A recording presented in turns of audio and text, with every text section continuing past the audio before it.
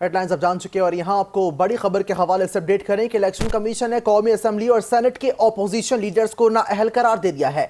कौमी असम्बली की रुकन जरताज गुल, सेनेटर शिबली फराज, एमएनए उमर अयूबी नाअहल करार। नोटिफिकेशन के मुताबिक एमएनए राय हैदर अली, हामिद रजा, राय हसन नवाज, एमपीए अंसर इकबाल, जुनेद अफजल साही, मोहम्मद मुर्तजा इकबाल को भी नाअहल करार दे दिया गया है। इसी हवाले से मजीद जानते हैं डायरेक्टर नॉर्थ 5 न्यूज बेनजीर से।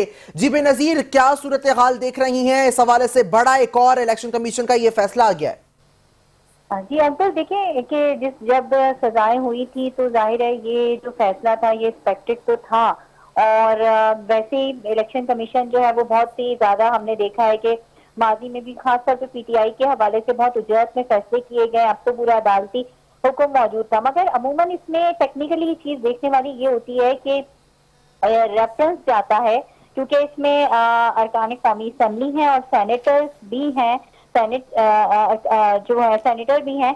तो चेयरमैन सेनेट और स्पीकर कौमी असम्बली की जानिब से इलेक्शन कमीशन को रेफरेंस जाता है और उसके बाद डी नोटिफाई किया जाता है। मगर हमने ये देखा है कि अब जो है वो रेफरेंस नहीं दिया गया है, रेफरेंस नहीं भेजा गया, क्योंकि अगर इलेक्शन कमीशन के पास होता है, लेकिन उन्होंने इनकी नाअहली का नोटिफिकेशन जारी कर दिया। ये बड़ी तादाद है और जैसे कि अब से 2 रोज पहले कहा गया था बैरिस्टर गौहर की जानिब से कि खदशा है कि हमारे तकरीबन जो है वो 30 के लगभग एमएनएस जो हैं और सेनेटर्स जो हैं उनको नाअहल करार देने का खदशा जाहिर हो गया है। अब ये जो आज एक फैसला आई है, एक बड़ा फैसला है और अब इनके ऊपर जो ज़िमनी इंतखाबात होंगे उस पर देखने का पीटीआई क्या अलाए अमल इख्तियार करती है। अब तक जो पीटीआई ने जो स्टांस ले रखा है उसमें तो यही कहा जा रहा है कि वो बाइकआउट करेगी ज़िमनी इंतखाबात का, यानी बाई इलेक्शंस का। लेकिन बाई इलेक्शन का बाइकआउट करना जो है वो इस सिस्टम से बाहर हो जाने के मुतरादिफ है। और बाकी ये है कि आप ये देखिए कि कभी इस तरह नहीं हुआ कि कौमी असम्बली और सेनेट यानी दोनों अपर हाउस और लोअर हाउस दोनों के ऑपोजिशन लीडर्स दोनों जो है वो अपने ऑपोजिशन लीडर से महरूम हो गया। और इसके अलावा पीटीआई को भी अब ये देखना होगा कि अब आगे आपने अभी और कुछ मुकदमात हैं कि जिसमें सजाएं होना बाकी हैं और उसमें और कुछ बड़ी हाई प्रोफाइल पर्सनैलिटीज हैं जिनके नाम हैं जो कि 26 नवंबर से मुंसलिक है। ये जो सजाएं हुई हैं ये 9 मई की हुई हैं, क्योंकि सुप्रीम कोर्ट ऑफ पाकिस्तान ने अब से 2 माह पहले जो है वो फैसला दिया था कि 4 अगस्त तक तमाम जो है वो फैसले 9 मई के मुकदमा निपटाए जाए। तो 9 मई के जो मुकदमा निपटाए गए हैं उनमें जो है वो टॉप लीडरशिप जो सेनेट और कौमी असम्बली में थी वो नाअहल अब करार दे दिया गया है, जो कि पीटीआई के लिए एक और बड़ा जिसे कहते हैं एक और बड़ा धचका है। अच्छा बेनजीर, जैसा भी आपने बताया कि अभी ये जो सजाएं हुई हैं ये 9 मई के हवाले से हुई हैं और आगे चल के 26 नवंबर के हवाले से भी केसेस के हवाले से भी सुनवाई होना बाकी है। पीटीआई के हवाले से बात कर लेते हैं। एक तरफ पॉलिटिकल जो सिचुएशन है पीटीआई की वो मजीद इस टाइम जो है वो कमजोर पड़ती जा रही है, इस हवाले से क्या कहना चाहेंगी? बिल्कुल, देखिए पीटीआई के जो पोजीशन है वो कमजोर नहीं, बल्कि पीटीआई कमजोर से भी कोई एक्सट्रीम वर्ड हमें यूज करना चाहिए। चारों तरफ से ये कभी इस तरह इतनी बड़ी तादाद में जो है अरकान कौमी असम्बली का या सेनेटर्स का या सूबाई असम्बली का नाअहल हो जाना। फिर 26 नवंबर के हवाले से आपको पता है कि रेंजर्स कत्ल केस है वो कितना खतरनाक केस है और उसमें भी पीटीआई की एक टॉप लीडरशिप है जिसके ऊपर जो है वो मुकदमे हैं, उनकी गिरफ्तारियां हैं। इसके अलावा जिस दिन ये फैसला आया था, सजाओं का फैसला आया था फैसलाबाद इंसदादी दहशतगर्दी की अदालत में, और उसी दिन आप देखिएगा, उसी दिन आपने देखा है कि जो पीटीआई की जिस टॉप लीडरशिप का नाम ले रही हूँ उन्हीं का थाना कराची कंपनी के अंदर जो 26 नवंबर का केस रजिस्टर है और 52 तकरीबन जो है वो पीटीआई के कारकुनान और उनके लीडर्स हैं जिनको नॉन अवेलेबल जो है वारंट गिरफ्तार जो है वो जारी है। तो देखिए पीटीआई पे ये कड़ा वक्त तो है और बहुत ज्यादा कड़ा वक्त है। अभी हमने ये देखा कि जो बानी पीटीआई हैं उनकी आज फैमिली से मुलाकात का दिन होता है और आज जो ट्यूसडे है, लेकिन उनकी आज मुलाकात नहीं करवाई गई। अलीमा खान के बयानात अभी तमाम मीडिया के ऊपर चल रहे थे।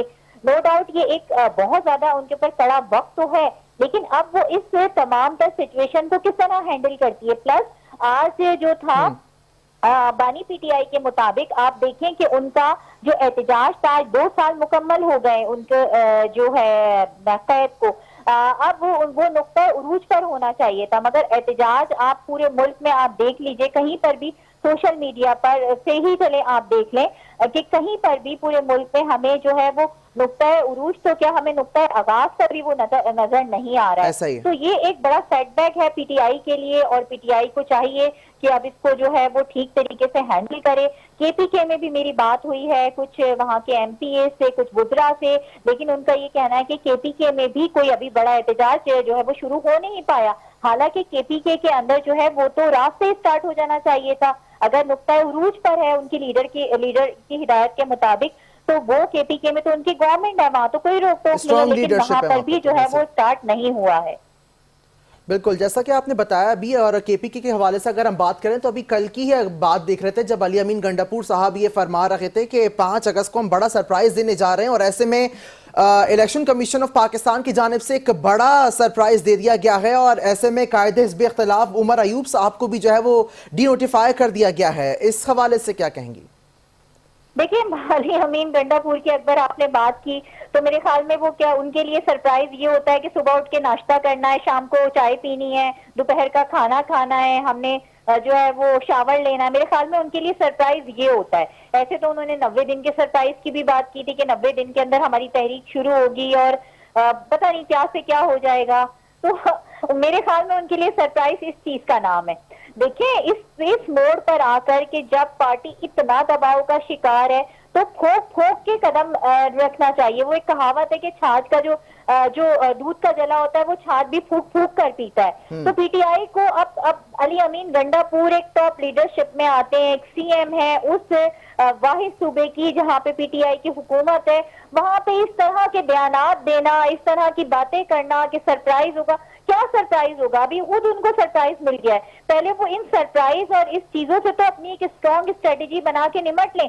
और अली अमीन गंडापुर के लिए तो जो है वो एक और मेरे ख्याल में कुछ दिन में एक सरप्राइज खुद तैयार है कि जिसका जो जबान ज़द-ए-आम है कि अली अमीन गंडापुर की बैड गवर्नेंस की वजह से आपने देखा है कि जो सुहेल वड़ाई साहब है उनका कॉलम आया, और सुहेल वड़ाई साहब की बातें बड़ी ऑथेंटिक होती हैं। वो एक पुराने जीरक जो है वो सीनियर तज्जियाकार है, सहाफी हैं, कि उन्होंने ये कहा है कि कुछ दिन बाद जो उनकी पेशन हुई कि कुछ दिन बाद जो है वो अली अमीन गंडापुर का भी बोरिया बिस्तर जो है वो लपेटा जाने वाला है। तो इस तरह के बयानात देना इस वक्त पे कि जब कारकुन जो है वो टॉप लीडरशिप की तरफ देख रहे और पूरी लीडरशिप बशमूल कारकुनान सब कंफ्यूजन का शिकार हैं। अब इस नहज पर आकर खड़े हो गए। अब इस तरह की बयानबाजी से, इस तरह की फेल स्ट्रेटेजी और प्लानिंग से अपने आप को दूर रखना चाहिए, मजबूत होना चाहिए। देखिए, यही वो वक्त भी है पीटीआई के लिए जो इंतहाई कमजोरी का वक्त भी है, और यही वो वक्त भी है कि पीटीआई इस कमजोरी को बहुत बड़ी ताकत में भी तब्दील कर सकती है, मगर वो ताकत जब होगी जब पीटीआई अंदर से। ठीक है, बेनज़ीर मेहदी हमें अपडेट कर रही थी। इस हवाले से आपका बेहद शुक्रिया।